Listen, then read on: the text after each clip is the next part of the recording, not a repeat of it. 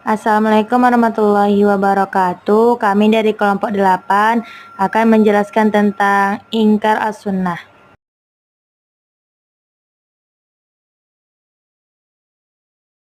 Latar belakang sejarah perkembangan hadis telah mencatat adanya pembahasan mengenai ingkar as-sunnah. Salah satu penyebab adanya gerakan ini dengan terjadinya perbedaan politik di kalangan kaum muslimin yang menyebabkan mereka terpecah menjadi beberapa golongan.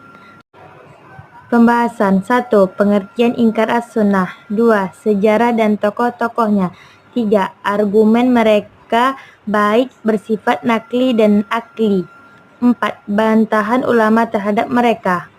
Pengertian ingkar sunnah. Kata ingkar as-sunnah semakna dengan kata rad as-sunnah, rad akbar, dan lain-lain, yang mempunyai pengertian pengingkaran sunnah.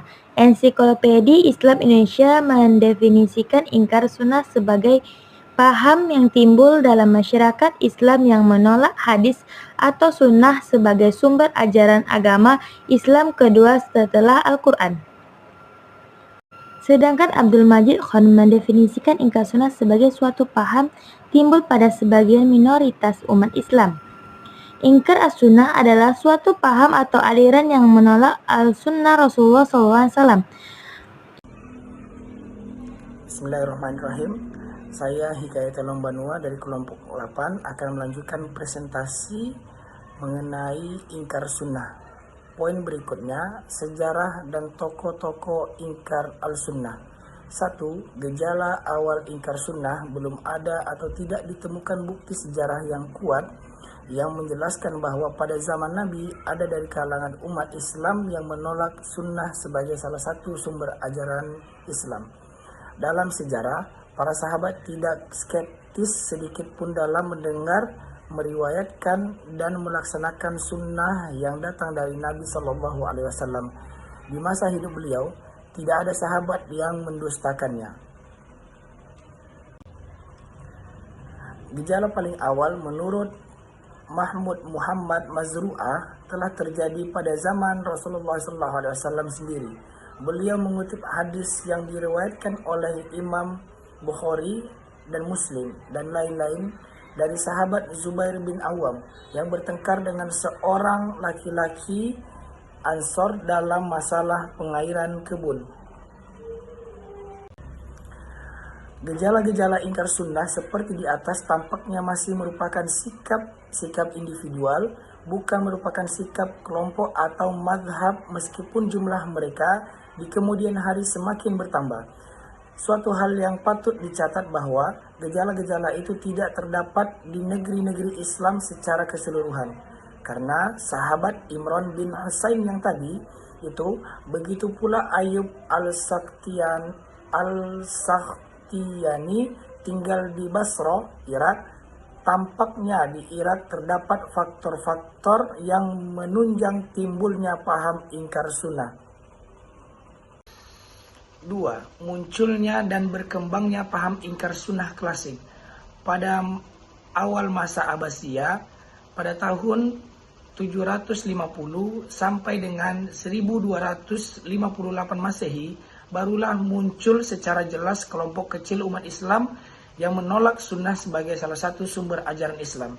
Sunnah telah diuji oleh mereka yang mengingkari kehujahannya sebagai salah satu sumber hukum penetapan syariat Islam, baik yang mengingkarinya secara mutlak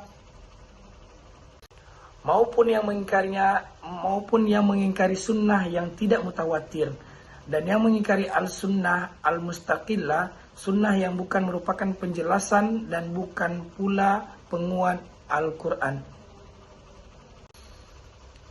3. Ingkar sunnah modern. Sejak abad ke-3 sampai abad ke-14 Hijriah, tidak ada catatan sejarah yang menunjukkan bahwa di kalangan umat Islam terdapat pemikiran-pemikiran untuk menolak sunnah sebagai salah satu sumber syariat Islam.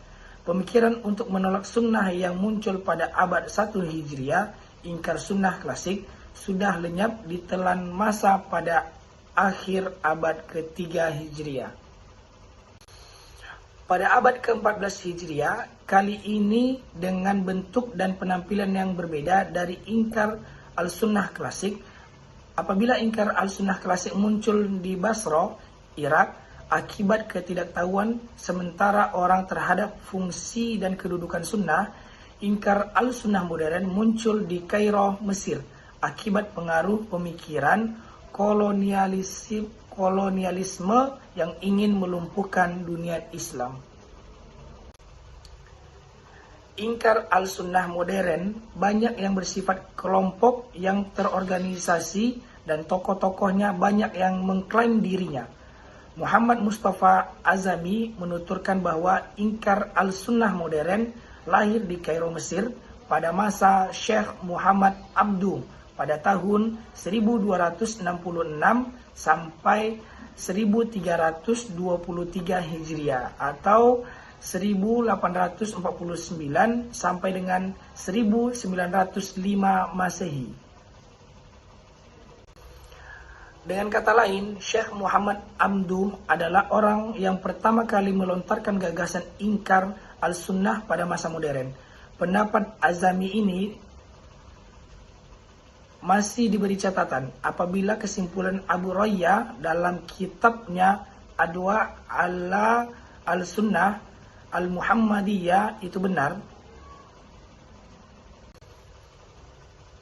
4.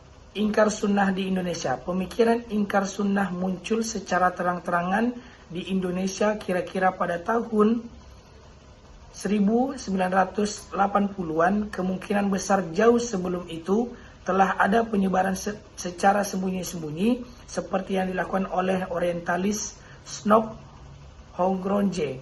Tercatat nama-nama tokoh mereka antara lain Lukman Saad, Dirut PT Galia Indonesia.